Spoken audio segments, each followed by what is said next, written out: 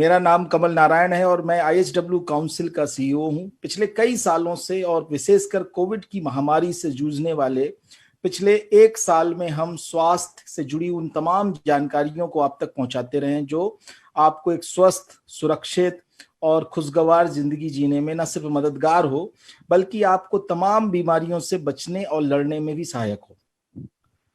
इस रूमेटोलॉजिकल वीक के दौरान जिसमें हम आप तक रूमेटिक डिजीजेस, जो कि वो बीमारियां हैं जिनका कारण हमारी अपनी रोग प्रतिकारक शक्ति का बागी हो जाना होता है, के बारे में जानकारी पहुंचा रहे हैं।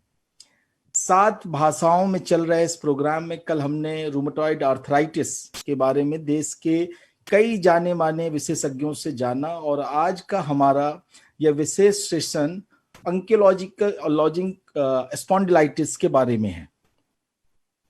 हमारी आजकल की जीवन शैली में हम सिडेंट्री लाइफस्टाइल जो जीते हैं में कमर में दर्द होना या कूल्हे में दर्द होना या कभी कभी कंधों या गर्दन में दर्द होना बड़ी आम बात हो गई है। कई बार ये साधारण लगने वाले दर्द एंकियोलॉजिंग स्पॉन्डिलाइटिस के सिम्टम्स भी हो सकते हैं। हालांकि इस तरह के सिम्टम्स से हमें आसानी से ये पता नहीं चलता कि किसी को एंकियोलॉजिंग स्पॉन्डिलाइटिस है, जिसका शायद हम में से अधिकांशतः लोग नाम भी लेने में कठिनाई का सामना करते हैं। लेकिन इसका सही समय में पता लगाना और सही डॉक्टर से सही इलाज कराना बहुत जरूरी है, क्योंकि अगर इसे बिना इलाज के छोड़ दिया गया तो ये बीमारी को और जटिल बना सकता है। अब कैसे एंकियोलॉजिंग स्पॉन्डिलाइटिस को पहचानें और कब और किससे परामर्श करें या कैसे इसका प्रभावी तरीके से इलाज कराएं, इन सभी बातों को विस्तार से हमें समझाने के लिए आज हमारे साथ जुड़ रहे हैं दिल्ली के प्रतिष्ठित सर गंगाराम अस्पताल के रूमेटोलॉजी और क्लिनिकल इम्यूनोलॉजी डिपार्टमेंट के सीनियर कंसल्टेंट सेवानिवृत्त lieutenant general doctor Ved Chaturvedi. 4 दशक से भी ज्यादा अनुभव वाले डॉक्टर चतुर्वेदी का नाम देश के जाने माने और सीनियर मोस्ट रूमेटोलॉजिस्ट्स में शुमार है। अपने लंबे चिकित्सकीय कार्यकाल के दौरान डॉक्टर चतुर्वेदी को कई सारे अवार्डों से नवाजा गया और यही नहीं, इन्हें सेना में अपनी उन्नत सेवा के लिए परम विशिष्ट सेवा मेडल भी प्राप्त है। डॉक्टर चतुर्वेदी वर्ष 2014 और 15 में भारत के राष्ट्रपति के ऑनररी फिजिशियन भी रहे हैं और आप इंडियन रूमेटोलॉजी सोसाइटी के एसोसिएशन के प्रेसिडेंट भी थे। तो धन्यवाद डॉक्टर चतुर्वेदी, आज आपने समय निकाला इस प्रोग्राम में जुड़ने के लिए और आपकी ज्ञान और एक्सपर्टाइज से बहुत सारे लोगों को आज इस एंकियोलॉजिंग स्पॉन्डिलाइटिस के बारे में जानने को मिलेगा। हमारे साथ जयपुर राजस्थान से निरामया हेल्थ केयर के consultant rheumatologist and immunologist doctor Banwari Lal Sharma भी जुड़ रहे हैं। डॉक्टर शर्मा बहुत ही समर्पित रूप से तमाम ऑटो इम्यून बीमारियों के क्षेत्र में काम करते रहे हैं और मरीजों को बेहतर और संपूर्ण इलाज मिल सके, इसके लिए इन्होंने 2014 में निरामया इंस्टीट्यूट ऑफ रूमेटोलॉजी की स्थापना की। Doctor Sharma Indian rheumatology association के ई न्यूज़लेटर के संपादक भी हैं और पेशेंट अवेयरनेस और समाज में रूमेटिक बीमारियों के बारे में जागरूकता फैलाने के लिए अथक रूप से काम करते रहे। बहुत बहुत धन्यवाद डॉक्टर शर्मा कि आज आप हमसे जुड़ रहे हैं और आपका इस विशेष प्रोग्राम में दिल से स्वागत है। तो अब ज्यादा देर न करते हुए हम लोग जो है एंकियोलॉजिंग स्पॉन्डिलाइटिस, मैंने जैसा कहा कि कई बार ना ये नाम जबान में चढ़ने में भी बहुत टाइम लगता है, इनको कह पाना भी बड़ी मुश्किल होती है और ऐसी बीमारियां जब होती हैं तो बहुत समस्या होती है लोगों को अगर जानकारी ना हो। तो let me start with doctor Ved Chaturvedi. Doctor Chaturvedi, ये एंकियोलॉजिंग स्पॉन्डिलाइटिस क्या है और कितना कॉमन है हमारे देश में, कितने लोग इससे पीड़ित होंगे? सर आपका माइक सर म्यूट है। पहले तो ये थोड़े से में जान लिया जाए कि होता क्या है कि इवन क्लिनिशियन को, हम लोग जब फिजिशियन थे हम लोगों को भी बहुत बड़ा कुछ नहीं मालूम था जब तक हम लोग रूमेटोलॉजी में नहीं आए। तो यदि कोई यंग लोगों को यदि कमर का दर्द होता है और स्पेशली रेस्ट के बाद, वो कहता है साहब मैं सोता हूं और रात में मेरा कमर अकड़ जाता है और सुबह सुबह सबसे खराब रहता है, और दिन में थोड़ा बहुत चलता फिरता हूं तो ठीक हो जाता है। इस तरह से इसकी डायग्नोसिस हम लोग पकड़ते हैं जी। हम सिखाते हैं अपने स्टूडेंट को कि सिंपल एक वर्ड याद रखिए जिसको बोलते हैं कमर का दर्द, या आपके लोअर जो बैक है जिसको आप हिप्स बोलते हैं उसमें दर्द, स्पेशली आफ्टर द रेस्ट। इसको इन्फ्लेमेटरी बैक एक बोलते हैं हम लोग। मतलब कमर का दर्द एक तो बुढ़ापे में भी होता है, आप चलेंगे फिरेंगे तो दर्द होता है, वो बुढ़ापे में वो अलग तरह का दर्द है, उसको बोलते हैं नॉन इन्फ्लेमेटरी। और ये इन्फ्लेमेटरी वाला बैक एक है। जनरली देखिए जितनी भी ये डिजीजेज हैं इनके प्रिवलेंस पे, जैसे रूमेटाइड आर्थराइटिस कोई बोलता है 1% है, तो एंकाइलोजिंग स्पॉन्डिलाइटिस की जो प्रिवलेंस है वो करीब 0.2 से लेके 1.6 रफली याद रखिए। रूमेटाइड आर्थराइटिस और एंकाइलोजिंग स्पॉन्डिलाइटिस जहां तक मैं सोचता हूं कि रफली सेम इंसिडेंस है, डिपेंड्स कि कौन कर रहा है। अब मैं आर्मी में था तो हमारे यहाँ ज्यादा इंसिडेंस था क्योंकि हमारे यहाँ मेल पॉपुलेशन ज्यादा है, हम लोग जल्दी डिटेक्ट कर सकते हैं। रफली याद रखिए 1% रूमेटाइड आर्थराइटिस है, रफली उतना ही एंकाइलोजिंग स्पॉन्डिलाइटिस भी है। बट 1% की संख्या मेरे ख्याल से हमारे जैसे 125 करोड़ वाले बहुत बड़ी है, बहुत बड़ी है, बड़ी बहुत संख्या बड़ी। है। और आपने जैसे बताया कि अगर किसी को अर्ली एज में इस तरीके की प्रॉब्लम होनी जो कि नॉर्मली ओल्ड एज में देखने को मिलती हैं, वो डेफिनेटली बहुत I think cause of concern है, और उससे डॉक्टरों को जल्दी इससे पता भी किया जा सकता है कि क्या ये एंकिलोजिंग स्पॉन्डिलाइटिस के सिम्टम्स हो सकते हैं। डॉक्टर बनवारी शर्मा, सिम्टम्स तो डॉक्टर चतुर्वेदी ने कुछ बताए, but what are the causes of this ankylosing spondylitis or maybe any other such kind of rheumatic diseases? देखिए, एंकाइलोजिंग स्पॉन्डिलाइटिस जो डॉक्टर चतुर्वेदी साहब ने बताया कि यंग मेल्स में ज़्यादा होती है और अधिकतर पेशेंट्स कमर का दर्द करके प्रेजेंट करते हैं, इन्फ्लेमेटरी बैक पेन का जो उन्होंने बताया। इसका एग्जैक्ट कारण क्या है अभी तक कोई ढूंढ नहीं पाया, पर हम लोग फिर भी कहते हैं कि इसमें मल्टीपल फैक्टर्स रेस्पॉन्सिबल होते हैं। जेनेटिक्स का थोड़ा सा रोल है। एक जीन होता है जिसको बोलते हैं HLA-B27। करीब 80 से 90% एंकाइलोजिंग स्पॉन्डिलाइटिस के जो मरीज होते हैं उनमें ये जीन पॉजिटिव होता है। लेकिन इसका ट्रिक ये है कि जिनमें HLA-B27 नेगेटिव है उनमें भी ये बीमारी होती है।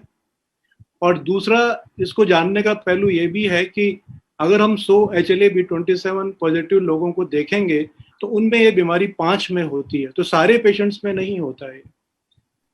दूसरा जो फैक्टर हम कहते हैं कि कुछ एनवायरमेंटल फैक्टर्स की, कई बार जैसे गट में इन्फेक्शन हो, पेट में अगर इन्फेक्शन होता है, यूरिन में इन्फेक्शन होता है, तो उसके बाद में अपना जो इम्यून सिस्टम है वो ट्रिगर होना चालू होता है और कई बार ये बीमारी स्टार्ट करती है। और जो तीसरा सबसे इम्पोर्टेंट रिस्क फैक्टर हम लोग मानते हैं वो ये मानते हैं कि यंग एज में यूजुअली ये बीमारी ज़्यादा होती है। लेस देन 45 की एज में ये बीमारी हम लोग देखते हैं।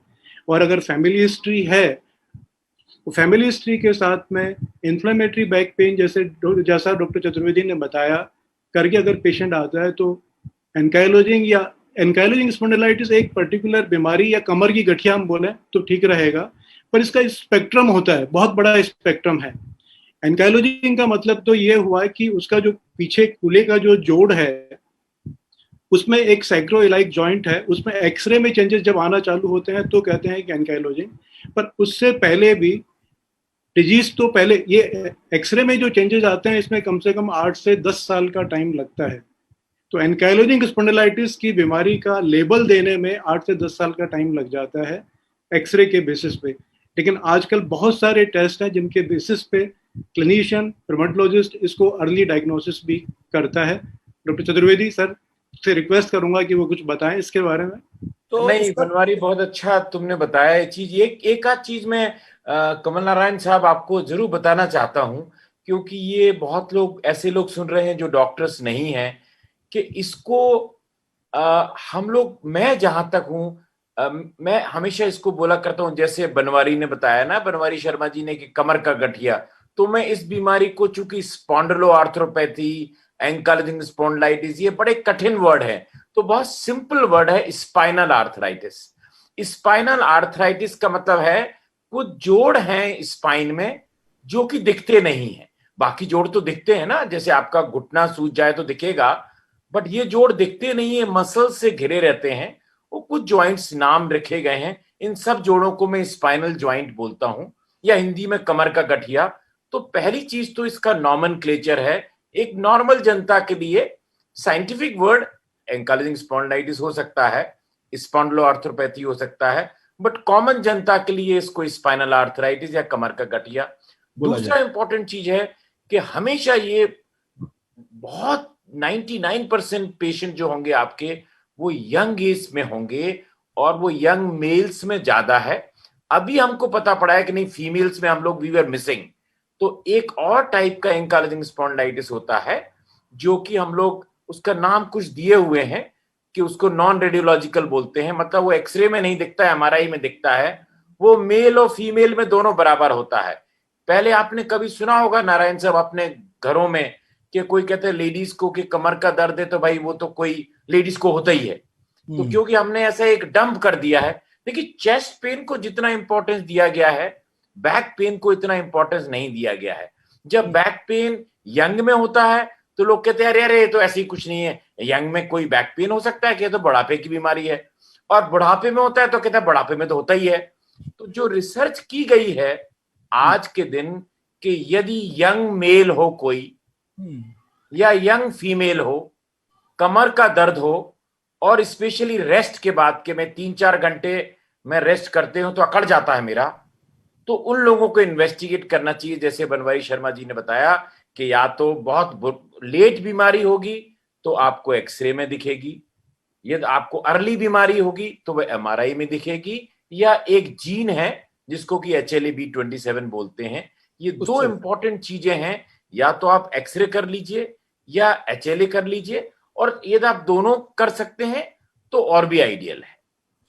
तो सर कल हम लोगों की जो एक चर्चा हो रही थी रूमेटॉइड आर्थराइटिस पे, तो उस पे जानने को ये मिला, जो डॉक्टर्स थे उन्होंने बताया कि वो महिलाओं में ज्यादा होता है, और आज का जो हमारा टॉपिक था वो आपने बताया पुरुषों में ज्यादा होता है। मतलब दोनों के लिए एक एक बना दिया है भगवान ने कि आप दोनों के पास।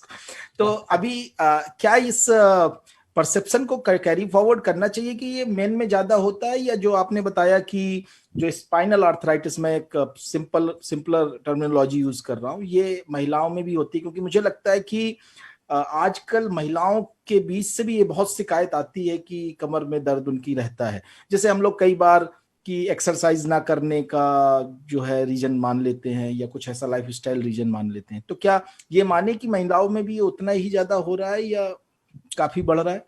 देखिए बनवारी जी बताओ। बनवारी, ये बहुत ही रेलेवेंट क्वेश्चन आपने पूछा। मैं इसका आंसर आपको इस तरह से देता हूं कि ये बीमारी का इवोल्यूशन जो है वो हमें धीरे धीरे करके मालूम पड़ा है। एक टाइम था 90s 50s में, मेल फीमेल प्रिवेलेंस रेट 9:1 था।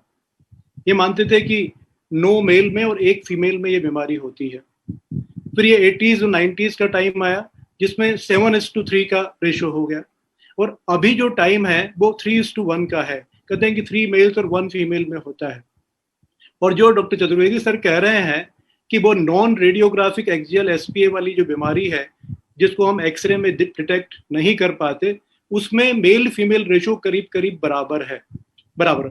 तो इसका मतलब है बहुत सारे जो स्पेशलिस्ट हैं वो ये कहते हैं, उनका ये मानना है कि हम फीमेल्स में डायग्नोस नहीं कर पा रहे, और उनमें टिपिकल जो लो बैक पेन होना चाहिए वो नहीं होता। वो एटिपिकल सिम्टम्स के साथ कई बार आते हैं।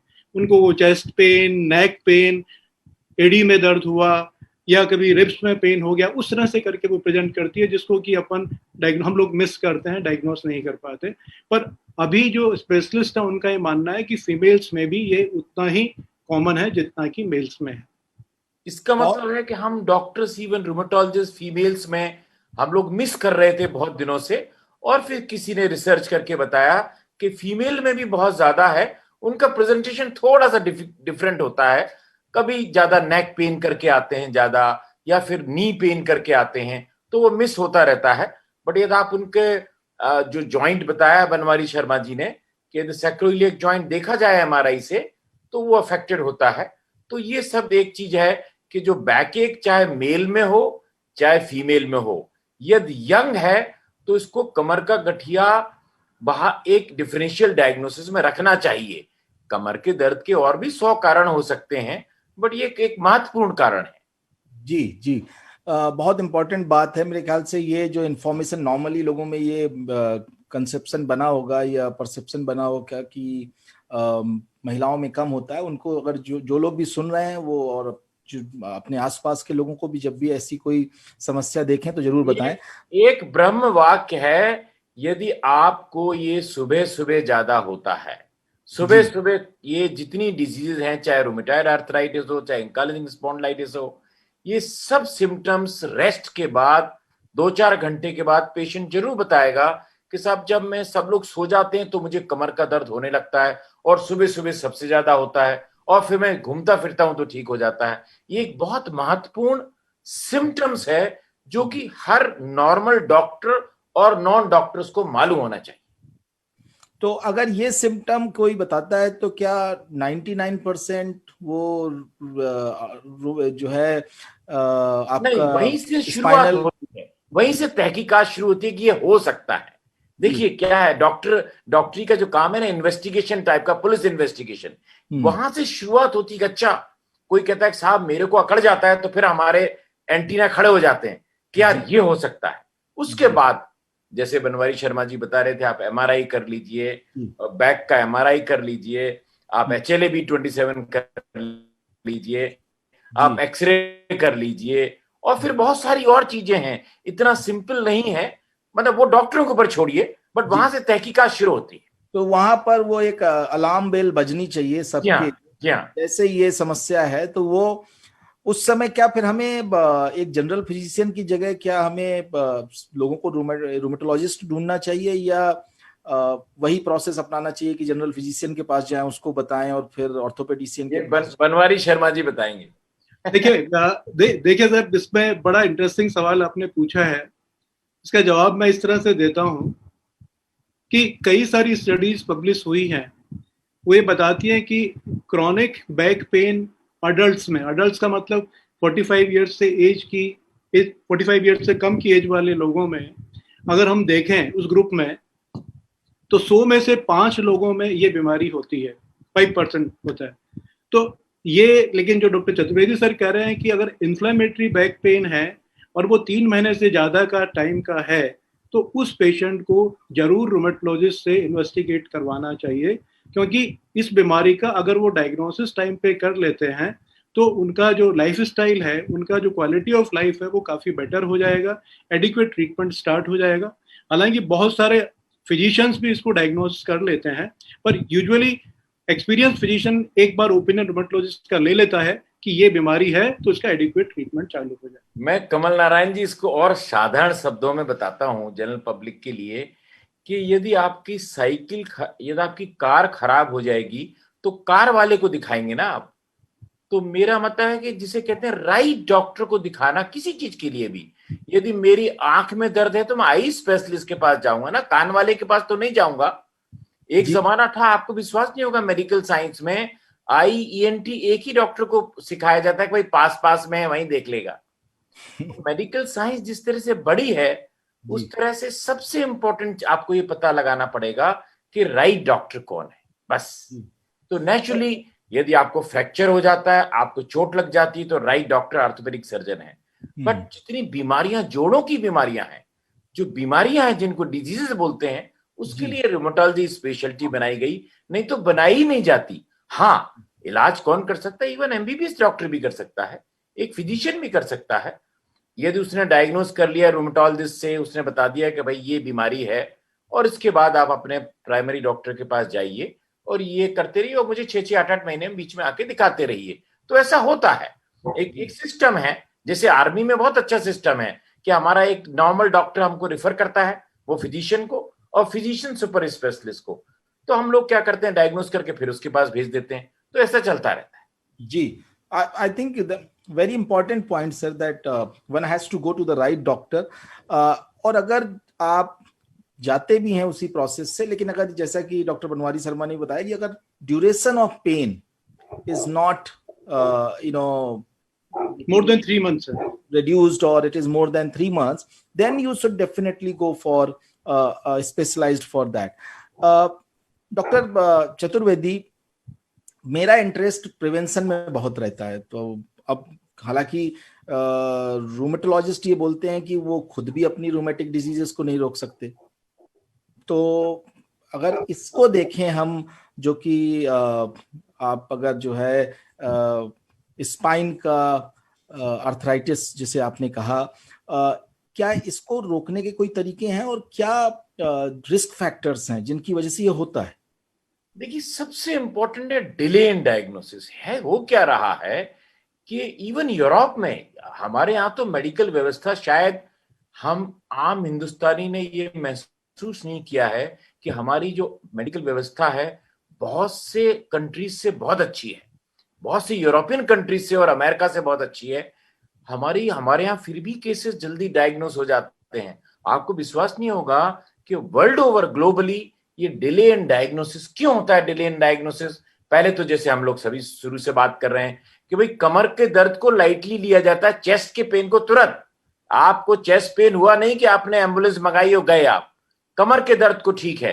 तो यदि कमर का दर्द है और लगातार बना हुआ है 3 महीने, जो 3 महीने की बात हो रही है, मतलब क्रॉनिक, एक आध दिन का दर्द नहीं है, लगातार दर्द है और लगातार आपको सुबह होता है, तो पहली चीज तो एजुकेशन, कि बैक एक की एजुकेशन यदि की जाए, ढोल बजा के बताया जाए सबको कि बैक एक यंग मेल्स में या यंग फीमेल्स में एंकाइलोजिंग स्पॉन्डिलाइटिस हो सकता है। So that is number 1। दूसरा क्या है कि आपने चलिए पता भी लगा लिया, तो जब एक्सरे या एमआरआई करने में, एमआरआई पढ़ने वाले नहीं, आपको विश्वास नहीं होगा कि एमआरआई इस जॉइंट का, जिस जॉइंट को बनवारी शर्मा जी बता रहे थे, जिसको हम अपनी भाषा में बोलते हैं सैक्रोइलियक जॉइंट, बेसिकली स्पाइन के लास्ट में एक जॉइंट होता है। उस जॉइंट को, ये जैसे चंद्रमा के फोटो आते हैं ना, कोई बोलता है पानी है चंद्रमा पे, आधे लोग कहते हैं पानी नहीं है, उसी फोटो को देख के, तो उसी फोटो को कोई बोलेगा सैक्रोइलियाइटिस है, कोई बोलेगा नहीं है। तो इसीलिए HLA-B27 नाम का जो एक जीन है वो बड़ा इंपॉर्टेंट है।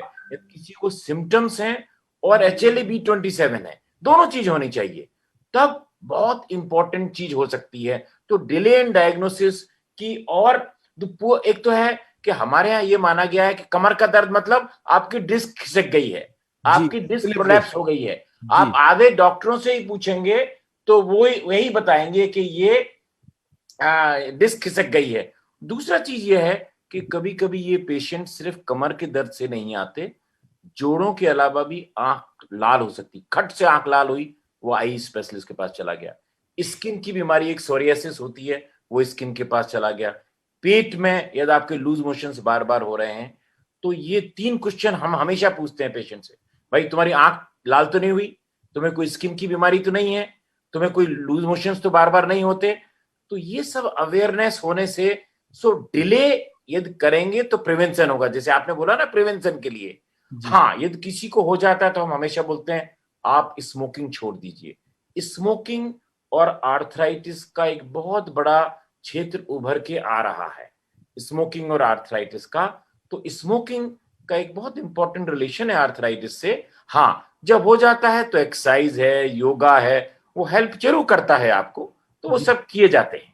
जी डॉक्टर शर्मा, डायग्नोसिस में आपने कहा कि पहले 10 साल का टाइम लगता था, 8 से 10 साल वो एक्सरे तक पहुंचने में, और हम लोग डिले इन डायग्नोसिस की बात कर रहे हैं, और डिले की वजह से ही कॉम्प्लिकेशंस बढ़ते हैं। तो अब ये ड्यूरेशन कितनी कम हो गई है, मतलब कितनी जल्दी किसी को ये बीमारी होने के बाद इन्वेस्टिगेशन एस्टैब्लिश किया जा सकता है? देखिए, बड़ा महत्वपूर्ण सवाल पूछा है। इसका जवाब सिंपल नहीं है, लेकिन मैं इसको समझाने की कोशिश करता हूँ कि किसी के अगर बैक पेन है, और जैसे अपन ने बात करी कि बैक पेन अगर 2-3 महीने चल रहा है, डॉक्टर के पास जाएगा, डॉक्टर उसको इन्वेस्टिगेट करेगा, डायग्नोस कर लेगा। लेकिन कभी कभी ऐसा भी होता है कि कुछ दिनों की, 4 दिन 5 दिन की बीमारी में भी हम लोग डायग्नोसिस कर लेते हैं। पेशेंट को नी में इफ्यूजन हो गया, हिप जॉइंट में पेन हो गया, एडी में दर्द हो गया, या आंख लाल हो गई, और डॉक्टर के पास पे पहुंचेगा, तो कई बार हम वो तीसरे दिन चौथे दिन भी हम डायग्नोज कर लेते हैं कि आपको ये बीमारी है। इसको हम स्पॉन्डाइलो आर्थ्रोपैथी कहते हैं, हम इसको एंकाइलोजिंग नहीं कहते। ये बेसिकली ब्रॉड ग्रुप है, इस एंकाइलोजिंग इसी ग्रुप का एक सदस्य है और उसका ट्रीटमेंट स्टार्ट करता है। दूसरी जो सबसे इंपॉर्टेंट चीज पेशेंट्स को मालूम होनी चाहिए वो ये कि ये जो डिजीज है इसका स्पेक्ट्रम बड़ा वेरीड है, सारे पेशेंट एक जैसे नहीं होते। अगर हम 100 मरीज देखते हैं तो 100 में से 50 मरीज की तकलीफ मामूली भी होती है। मामूली का मतलब ये कि उनको एक बार दिक्कत हुई, 10 दिन 15 दिन पेन किलर लिया, रिलीफ मिला, उसके बाद में पेशेंट भूल जाता है, वो ठीक हो जाता है। मतलब उसमें एपिसोडिक पेन आता है बीच बीच में, पेशेंट ठीक रहा, उसके बाद में कई बार 2 महीने 4 महीने 6 महीने ठीक रहा, उसके बाद दोबारा पेन होगा उसको। तो ये बीच बीच में उसको पेन के एपिसोड्स आते रहते हैं। जिन पेशेंट्स में पेन के एपिसोड्स कम आते हैं उनको डायग्नोसिस होने में टाइम लगता है, जिनमें ज्यादा आते हैं, सीवियरिटी ज्यादा होती है, वो डॉक्टर को तुरंत दिखा लेता है। सिमिलरली कि एक बार बीमारी होने के बाद में कंटिन्यूअसली प्रोग्रेस करेगी ऐसा भी नहीं है। ट्रीटमेंट से एक बार बीमारी अगर साइलेंट हो जाती है तो कई बार, जिसको हम रेमिशन कहते हैं, वो रेमिशन का फेज भी बिना मेडिकेशन के भी कई बार सालों तक चलता रहता है। तो सभी प्रकार के पेशेंट्स होते हैं। डॉक्टर का काम, रुमेटोलॉजिस्ट का काम आइडेंटिफाई करना होता है कि पेशेंट की डिजीज की सीवियरिटी क्या है, कौन सा ट्रीटमेंट उसके लिए एडिक्वेट रहेगा, कब उसका ट्रीटमेंट बंद करना है, कब उसका इंक्रीज करना है। और रुमेटोलॉजिस्ट की एक खास बात देखोगे आप, हमारे जितने भी रुमेटोलॉजिस्ट हैं वो जब भी पेशेंट को देखते हैं टाइम देते हैं, उससे बात करते हैं, समझाने की कोशिश करते हैं, क्योंकि नेचर ऑफ डिजीज इस तरह की है कि उसको आप 2 मिनट में देख के ट्रीटमेंट लिख के नहीं दे सकते। ये आपने बहुत इंपॉर्टेंट बात बताई है डॉक्टर बनवारी शर्मा की डॉक्टर्स पेशेंट को टाइम देते हैं, यही एक सबसे बड़ी कमी है आजकल, वो नहीं मिलता पेशेंट्स को। तो कम से कम रूमेटोलॉजिस्ट ये करते हैं, ये बहुत अच्छी बात है। और मुझे लगता है कि जिस तरीके की बात इसके पहले मेरे दिमाग से निकल जाए जी, तो कभी कभी देखिए HLA-B27 आदमी अफोर्ड नहीं कर पाता या फिर नहीं होता, तो एक बात जरूर है, फैमिली हिस्ट्री। तो हम हमेशा पूछते हैं कोई घर में किसी को है क्या, तो कहते साहब मेरे चाचा को था, मेरे पिताजी को था। सो फैमिली हिस्ट्री 70 to 80% जितना HLA कॉमन है, मतलब यदि 100 पेशेंट लिए जाएं एंकाइलोजिंग स्पॉन्डिलाइटिस के, तो 70 to 80% पेशेंट्स में HLA-B27 पॉजिटिव होता है। इसका मतलब है कि करीब 20-30% में नेगेटिव भी होता है। ये जीन है, जैसे बोलते हैं ना भाई ये जीन पॉजिटिव है तो ये बीमारी हो सकती है। देखिए सब बीमारियों में ये काम चल रहा है, इसे बोलते हैं गोल्ड स्टैंडर्ड टेस्ट। जैसे डायबिटीज में ब्लड शुगर ज्यादा है तो डायबिटीज है आपको, इसमें बहुत बड़े डॉक्टर की जरूरत नहीं है।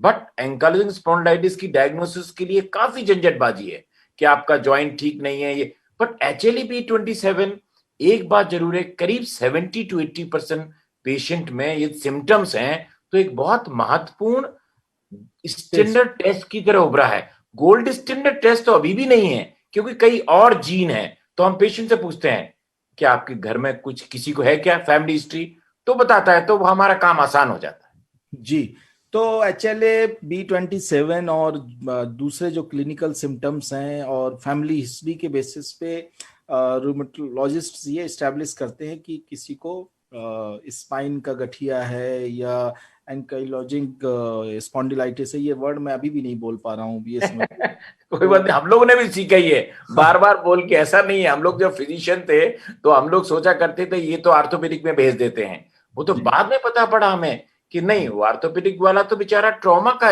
वो तो इंजरी देखता है, इसके लिए कोई पेशेंट्स ही नहीं थे। जैसे मैं आपको बताऊं आज भी कि आई के फिजिशियन नहीं है, आई के सर्जन है। आई स्पेशलिटी में एक दिन ऐसा होगा कि आई के फिजिशियन अलग होंगे, आई के सर्जन अलग होंगे। ऐसा ही कई कार्डियोलॉजी में मालूम है हमें कि कार्डियक सर्जन अलग है और कार्डियक फिजिशियन अलग है। आपको हार्ट अटैक हो जाएगा तो कार्डियक सर्जन कुछ नहीं करेगा, आपको कार्डियोलॉजिस्ट के पास जाना पड़ेगा। ऐसे ही स्पेशलिटीज बनी है। मेडिसिन और सर्जरी में एक अलग अंतर है ट्रेनिंग में। जी, डॉक्टर चतुर्वेदी, मैं आपसे ही पूछता हूं कि ये जिनको ये एस्टैब्लिश हो गया कि उनको एंकाइलोजिंग स्पॉन्डिलाइटिस है, हाँ, अच्छा, ये बहुत आसान भी है बोलना वैसे, बट समहाउ नहीं निकल रहा, सॉरी। तो उस कंडीशन में ये लाइफस्टाइल को लेके क्या मॉडिफिकेशन आप करवाते हैं पेशेंट्स की, या क्या स्पेशल केयर पेशेंट्स को रखना चाहिए? देखिए, एक तो सबसे बड़ी चीज है कि यंग पेशेंट का मतलब है, सोच लीजिए करीब 17 साल से लेके 35 साल के बीच में मोस्ट ऑफ द पेशेंट्स हैं। तो वैसे बड़े एक्टिव हैं पेशेंट्स वो। तो हम उनको बोलते हैं कि यदि आप एक्सरसाइज करें, आप स्विमिंग करें, आप साइकिलिंग करें, तो आप ज्यादा स्वस्थ रहेंगे। क्यों? कि इसमें कोई शक नहीं है कि जो ये बीमारी है जिसको आप कमर का गठिया बोलते हैं, एंकाइलोजिंग स्पॉन्डिलाइटिस बोलते हैं, जब आप रेस्ट करते हैं तो बढ़ जाता है। इसका मतलब एक्सरसाइज करेंगे तो स्वस्थ रहेंगे। तो बेचारा 24 घंटे तो एक्सरसाइज नहीं कर सकता, बट एक्सरसाइज करेगा तो उसका कमर का दर्द कम हो सकता है। और बहुत सारे एक्सरसाइजेस हैं, बहुत सारी फिजियोथेरेपी हैं। ये डिपेंड करता है किस स्टेज में पेशेंट आया है। अर्ली स्टेज में दूसरी एक्सरसाइजेस हैं, जब लेट स्टेज, कई लोग बेचारे about 70% of patient, you will not believe, patient डरता किससे है? पेशेंट डरता है कि मेरा स्पाइन पूरा फ्यूज ना हो जाए। उस फ्यूजन वाले स्पाइन को एंकाइलोजिंग स्पॉन्डिलाइटिस कहते हैं। तो जैसे कहते हैं ब्रॉड टर्म है स्पॉन्डिलोआर्थ्रोपैथी। खैर, उस इंटीग्रेसिस में ना जाया जाए। याद रखिए कि 70% पेशेंट को ये ट्रीटमेंट ना किया जाए तो अल्टीमेटली वो फ्यूजन हो सकता है स्पाइन का पूरा, जिसे बैम्बू स्पाइन कहा जाता था। तो उसको रोकने के लिए एक्सरसाइज है। हम बोलते हैं स्मोकिंग मत कीजिए, और उससे भी बहुत इंपॉर्टेंट चीज है कि आप अर्ली ट्रीटमेंट लीजिए। यदि आप ट्रीटमेंट अर्ली लेंगे तो आपको ये, आज ऐसा कोई हमारे पास ना तो ब्लड प्रेशर ना डायबिटीज, इसकी भी कोई ऐसी दवा नहीं है। आपको डायबिटीज हो गई तो आपको दवा जिंदगी भर लेना पड़ेगी। तो ये बीमारी भी हो गई एंकाइलोजिंग स्पॉन्डिलाइटिस, तो आपको लंबे टाइम तक एक रूमेटोलॉजिस्ट के अंडर में दवा लेनी पड़ेगी, जो ये जानता है कि इन बीमारियों की जो दवाइयां हैं, कब घटाना है, कब बढ़ाना है, कब क्या करना है। जैसे बनवारी शर्मा साहब बता रहे थे ना कि हर पेशेंट को हर चीज नहीं चाहिए। ऐसा नहीं कि हर पेशेंट को फ्यूजन हो जाएगा, कि हर पेशेंट बहुत बिगड़ जाएगा। कई पेशेंट्स हैं जिनको बहुत छोटी मोटी दवाइयां चाहिए। तो ये सब चीजें हैं, और कई नई नई दवाइयां हैं जिनको कि हम पहले हम क्या थे, गोलियां दिया करते थे। एक सल्फासेलेजिन आता था, उसमें वो पेरिफेरल आर्थराइटिस में काम करती है, अभी भी काम करती है। बट अब महंगी दवाइयां आ गई हैं जिनको बायोलॉजिक्स बोलते हैं। तो जब बायोलॉजिक्स हम लोगों ने यूज करना शुरू किया तो वो एक बहुत ड्रामा है, ड्रामेटिक है। हमारा जो इम्प्रूवमेंट है, जब तक आपने उस पेशेंट को नहीं देखा है कि पेशेंट व्हील चेयर पे आता है और जब उसको बायोलॉजिक्स दिए जाते हैं, तो जब जाता है तो घर वालों के, जो घर वाले, दे फील वेरी ग्रेटफुल। उनको बहुत एहसान लगता है, डॉक्टर साहब ने बहुत बड़ा काम कर दिया। बट ऐसी साइंस ऐसे प्रोग्रेस कर रही है, एक दिन ऐसा आएगा शायद कि हम इससे भी कोई अच्छी दवा बना पाए। आप कह रहे हैं कि ये जो बायोलॉजिक्स हैं उनकी वजह से पेशेंट्स का जो रिस्पांस टाइम है वो इतना कम हो जाता है कि व्हील चेयर में लाया गया पेशेंट भी देखिए, बहुत बहुत बड़ी उपलब्धि थी एक मेडिकल साइंस की, क्योंकि हमने वो टाइम रूमेटोलॉजी में देखा है जब इन पेशेंट्स को हम कहते थे कि यार तुम अब भाई घर जाओ यार, यही दवाई है और कोई दवाई नहीं, कि आप एक टेबलेट लिख दिया। हमने देखा है, मैं और बनवारी, हम लोग SGPGI में पढ़े हुए हैं दोनों, लखनऊ में। तो हम लोग ये सोचा करते थे यार ये बीमारी, वो भी young mail, can you imagine कि उनके पेरेंट्स लेके आ रहे हैं एक यंग आदमी को व्हील चेयर पे। लेडीज का तो बेचारों का ठिकाना ही नहीं, क्योंकि उनको तो कोई लाने वाला भी नहीं है। तो उसकी एक तो पढ़ नहीं सकता है, स्टूडेंट है, ये नौकरी कर रहा है तो नौकरी नहीं कर सकता। तो हर तरफ से मारा जाता है वो, और कोई ट्रीटमेंट भी नहीं था। बट जब एक जर्मन वैज्ञानिक था, जर्मन डॉक्टर था, जुर्गन ब्राउन, उन्होंने जब ये ट्रीटमेंट निकाला तो लोगों ने विश्वास नहीं किया, स्पेशली इंग्लिश लोगों ने। उन्होंने बोला नहीं, इसका कोई ट्रीटमेंट नहीं हो सकता। बट हम जानते हैं, आज हम उनको सैल्यूट करते हैं, क्योंकि हमारे पास, स्पेशली मैं आर्मी में था, तो आर्मी की जो स्ट्रेंथ है 1.2 मिलियन, 12 लाख मेल्स। तो 12 लाख मेल्स में मेरे पास करीब 7-8 हजार पेशेंट थे। तो हमने बहुत बड़ा एक्सपीरियंस इकट्ठा किया, जो कि बनवारी शर्मा भी जानते हैं, सब लोग जानते हैं कि हम लोग जगह जगह उस एक्सपीरियंस को शेयर किया कि ये एंकाइलोजिंग स्पॉन्डिलाइटिस है और इसका ट्रीटमेंट बायोलॉजिक्स हमने, जब हम लोगों ने शुरू किया आर्मी हॉस्पिटल में, क्योंकि बहुत महंगा था उस समय, तो आर्मी अफोर्ड कर सकती थी। फिर धीरे धीरे धीरे उसकी कॉस्ट कम हो गई, तो आज सारे रूमेटोलॉजिस्ट यूज करते हैं। बहुत बढ़िया। ये आई थिंक बहुत इंपॉर्टेंट है कि अब ये दवा भी सब तक पहुंच सकती है। आपने कहा कि कुछ कम हो गया है इसका प्राइस और cost. Doctor Banwari Sharma, ankylosing spondylitis को के ट्रीटमेंट तो डॉक्टर चतुर्वेदी ने बताए। इसके अलावा और क्या लोकल थेरेपीज होती हैं जो यूज की जाती हैं, फिजियोथेरेपी, या what are the other supportive therapies which patients should be going for? देखिए, सारी की सारी जो सारे थेरेपेटिक ऑप्शंस हैं, एक एक करके डॉक्टर चतुर्वेदी सर ने बताए हैं। उन्होंने बोला है कि जैसे फिजियोथेरेपी का भी रोल है, एक्सरसाइज का भी रोल है, स्मोकर है तो स्मोकिंग बंद करने का भी रोल है, दवा लेने का भी रोल है। मैं एक चीज बताना चाहूंगा, वो ये कि वो पॉजिटिव माइंडसेट रखना जरूरी है पेशेंट को, क्योंकि इन डिजीजेस में कई बार डिप्रेशन काफी कॉमनली होता है। डिप्रेशन और साथ में कई बार हम कहते हैं कि जब कंटिन्यूसली डिप्रेशन रहेगा या फिजिकल इनएक्टिविटी रहेगी तो थोड़ा सा मूड स्विंग होता है। उसकी वजह से आप ट्रीटमेंट का जो रेस्पॉन्स है वो कई बार पेशेंट अप्रिशिएट नहीं कर पाता। तो हम लोग जब भी रोमेटोलॉजिस्ट, मैंने यही पहले भी आपको बताया, फिर आपको ये कर रहा हूँ कि रोमेटोलॉजिस्ट जब पेशेंट से बात करते हैं तो उसका ये वाला एस्पेक्ट भी देखने की कोशिश करते हैं कि उसमें डिजीज की एक्टिविटी कितनी है, मैकेनिकल फैक्टर्स कितने हैं और सेकेंडरी फैक्टर्स कितने हैं।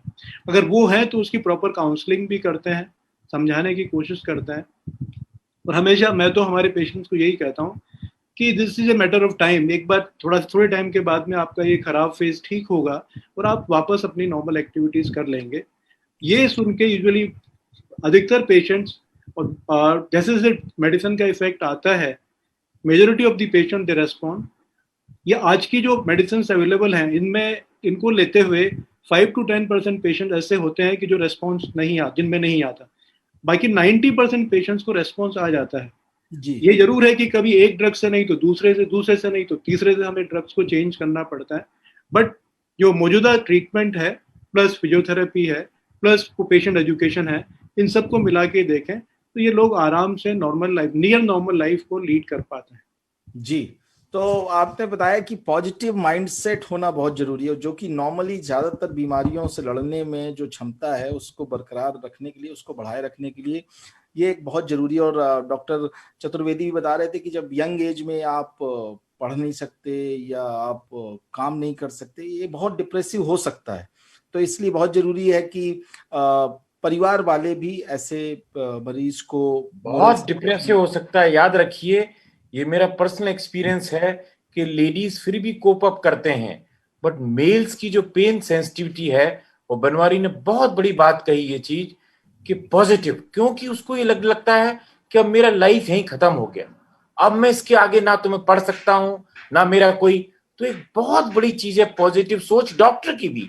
ये डॉक्टर ही बोलने लगे कि यार ऐसा है कि यार इतने लोग तो इस बीमारी में, मतलब वो जो डाटा है वो डॉक्टरों को अपने पास रखना चाहिए कि ज्यादा कोई कहे भाई इतने % लोग पेशेंट मर जाते हैं, इतने % पेशेंट ये हो जाते हैं। ये चीज जो डाटा है वो साइंटिफिक वर्ल्ड के लिए है। डॉक्टर और पेशेंट का जो रिलेशनशिप है वो अलग है, वो बिल्कुल अलग है, वो साइंस से बहुत कोसों दूर है।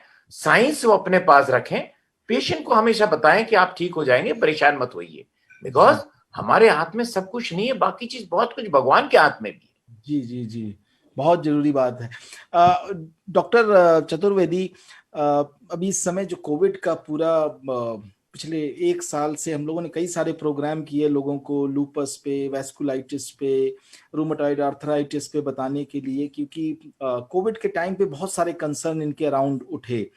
और specially because many of these patients आप लोग इम्यूनोसप्रेसिव्स देते हैं उनको, शायद उनकी इम्यूनिटी का जो अपोजिट रोल हो रहा होता है उसको रोकने के लिए। तो ऐसे में ऐसे पेशेंट्स को कोविड-19 के बारे में को लेकर के क्या एहतियात बरतने चाहिए, और क्या उनको बिकॉज ऑफ इम्यूनोसप्रेसिव्स इन्फेक्शन के ज्यादा चांसेस होते हैं? नारायण साहब, वैसे मैं आपकी जो बोलने की जो है वो, इवन हम लोग जब रोमेटोलॉजिस्ट नहीं थे तो एज ए फिजिशियन हमें वेस्कुलाइटिस, लूपस बोलने में बड़ी मुश्किल होती। तो पहले तो मैं आपको बधाई देना चाहूंगा कि हम लोगों की संगत में आप भी आधे। इन एनी केस, जो आपने क्वेश्चन पूछा है उसका स्पेसिफिक आंसर देना चाहूंगा कि देखिए, ये हमेशा से ये रहा है कि यदि कई पेशेंट्स होते हैं कि साहब मुझे यदि ये दवाइयां चल रही हैं तो इनका मेरे उसके ऊपर इम्यून सिस्टम के ऊपर, यदि मुझे कोविड से रिलेटेड क्या क्या इश्यू हो सकते हैं। तो यदि हम, जैसे कई दवाइयां हैं जिनका कोई प्रॉब्लम नहीं है, आप सल्फासालाजिन दे रहे हैं उससे कोई प्रॉब्लम नहीं, हाइड्रोक्सीक्लोरोक्विन बहुत बड़ा प्रॉब्लम, हम लोग कहते हैं भाई चलने दो ये दवाइयां, इनसे कोई आपको कोविड से, और over a period of time we learn कि जितनी ये ओरल मेडिकेशंस हैं by and large they are safe, तो उनको कोई बहुत ज्यादा चेंज क्विंज करने की जरूरत नहीं है। जहां तक बायोलॉजिक्स हैं, क्योंकि बायोलॉजिक्स बड़े कॉम्प्लिकेटेड इश्यूज हैं बायोलॉजिक्स में, तो हम हमेशा बोलते हैं, जैसे एक बायोलॉजिक्स आता है रितुक्सिमैब, ना रितुक्सिमैब चूंकि 4-5 ये एंकाइलोजिंग स्पॉन्डिलाइटिस में नहीं यूज करते, हम रूमेटॉइड में यूज करते हैं, बट चूंकि उसका इफेक्ट 5-6 महीने रहता है तो हमेशा उसको कॉशियसली यूज करते हैं, स्पेशली कोविड टाइम पे, कि यदि सर्टेनली इम्यून सिस्टम है उससे ज्यादा इफेक्ट। जितने भी बायोलॉजिक्स हैं जो कि हम लोग इवन एंकाइलोजिंग स्पॉन्डिलाइटिस में यूज करते हैं, उनको भी जो जिनकी शॉर्ट लाइफ है, जैसे ABCD 4-5 अवेलेबल हैं, जिसमें जो शॉर्ट लाइफ है उसको हम ज्यादा यूज करते हैं। क्यों? उसको हम हैंडल कर सकते हैं शॉर्ट हाफ लाइफ को। जो लॉन्ग लाइफ जो जिनकी है वो बॉडी में बहुत देर तक रहते हैं तो हमें परेशान कर सकते हैं। ज्यादा क्वेश्चन आजकल कोविड से ज्यादा वैक्सीनेशन पे पूछा जा रहा है कि डॉक्टर साहब मुझे रूमेटॉइड आर्थराइटिस है, मैं वैक्सीनेशन ले लूं, मुझे एंकाइलोजिंग स्पॉन्डिलाइटिस है, मैं वैक्सीनेशन ले लूं। तो हम लोग यही बोलते हैं कि इनफैक्ट आपको वैक्सीन लेने की ज्यादा जरूरत है, क्योंकि आप बीमार हैं। यदि आप बीमार होंगे तो आपकी बीमारी ज्यादा आपको परेशान करेगी। तो यदि पूछा जाए तो वैक्सीन किसको लेना चाहिए? वैक्सीन सभी को लेना चाहिए अनटिलनेस आपको एलर्जी हो वैक्सीन से। और यदि आपको कोई बीमारी है, कि लंग्स की हो, चाहे हार्ट की हो, चाहे कुछ हो, तो आपको वैक्सीन लेने की ज्यादा जरूरत है, चाहे वो रोमेटोलॉजिकल डिजीज हो। तो ये है। और बनवारी शर्मा आप कुछ ऐड करना चाहते हैं तो? मेरा भी यही क्वेश्चन था, दूसरा क्वेश्चन जो आपने वैक्सीनेशन को लेकर, इस समय वैक्सीनेशन को लेकर के बहुत सारे क्वेश्चंस हैं और वो आपने एड्रेस कर दिया। डॉक्टर बनवारी शर्मा, आप इसमें कुछ ऐड करना चाहें, या मैं कोई यही दवाएं कहना रेगुलेट करते हो, कुछ दवाएं घटाते बढ़ाते हो जब वैक्सीन के समय हो सकता है, तो ऐसा कुछ आप बताना चाहें तो? देखिए, एनकाइलोजिंग में जो भी मेडिसिन, जो भी बायोलॉजिक्स हम लोग यूज करते हैं, उनमें से किसी भी बायोलॉजिक को रोकने की जरूरत नहीं होती। खाली कंसर्न एक ही चीज का, जैसे डॉक्टर चतुर्वेदी ने बताया कि कई बार इन मेडिसिन के साथ में अगर वैक्सीन लगाते हैं तो वैक्सीन की एफिकेसी थोड़ी सी कम होने का डर रहता है। पर ये देखा गया है कि ये वैक्सीन इवन कोविड, ये जो एंटी-टीएनएफ ड्रग्स हैं, ये कोविड के ट्रीटमेंट में भी लोगों ने यूज किए हैं और उसके फेवरेबल रिजल्ट्स थे। तो जितनी भी गाइडलाइंस हैं, जितनी भी सोसाइटी गाइडलाइंस हैं, चाहे हम अमेरिकन कॉलेज ऑफ रूमेटोलॉजी की देखें या ब्रिटिश सोसाइटी की देखें, वो यही कहती हैं कि आप इन एंटी-टीएनएफ ड्रग्स या बायोलॉजिक्स के साथ में वैक्सीन इस बीमारी में आराम से ले सकते हैं, कोई दिक्कत वाली बात नहीं।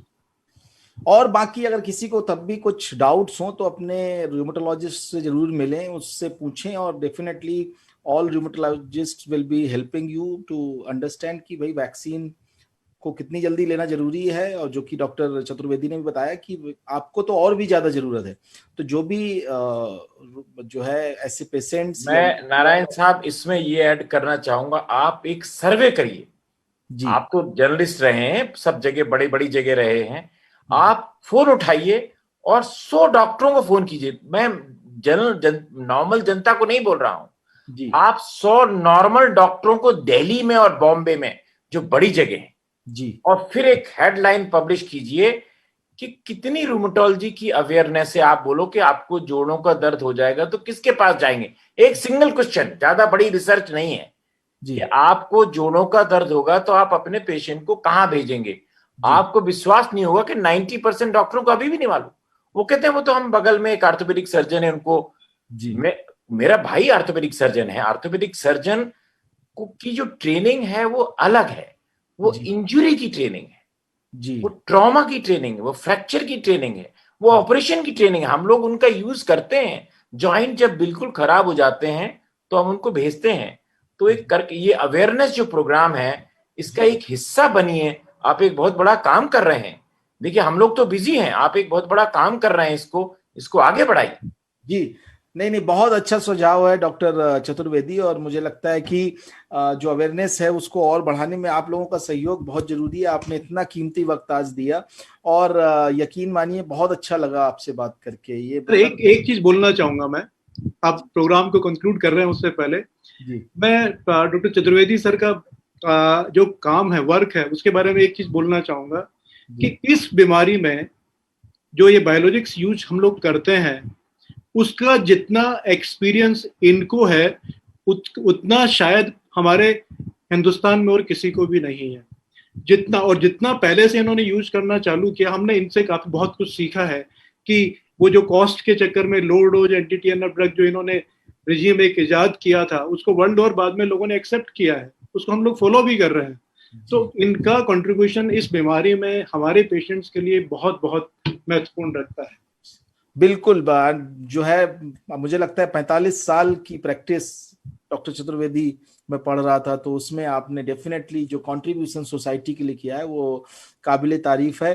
तो हमारे जो दो बहुत बड़े कारण थे। एक तो क्या था कि मैंने बताया ना, मेल डोमिनेटेड ऑर्गेनाइजेशन है आर्मी जो है, तो बहुत सारे पेशेंट थे। हाँ, 5-6 हजार पेशेंट। और यंग, देखिए सोल्जर 17 साल में भर्ती होता है, 35 साल में रिटायर हो जाता है। तो 17 से 35 साल में ये बीमारी होती है। तो हमें पेशेंट भी हमारे पास थे, दवा बहुत महंगी थी तो आर्मी में उपलब्ध थी, हम डीएम करके आए थे तो हमें भी बड़ा उत्साह था। तो एक राइट जगह पे हम पहुंच गए और एक्सपीरियंस हुआ, फिर लोगों से शेयर किया और लोगों से सीखा, सब लोगों से वर्ल्ड ओवर। हमने सबसे पहला जो डाटा अपना प्रेजेंट किया था, लोगों ने विश्वास नहीं किया था। मैं साउथ कोरिया गया, मैंने कहा मैंने शुरू में जर्मन ने जो डाटा प्रेजेंट किया 27 पेशेंट का डाटा था और मैंने 100 पेशेंट का डाटा प्रेजेंट किया। तो उनको सबसे पहला क्वेश्चन ये पूछा कि इतने पेशेंट को की दवा आपके पास आई कैसे, इतनी महंगी दवा है ये। सो ये इस तरह से सिचुएशन।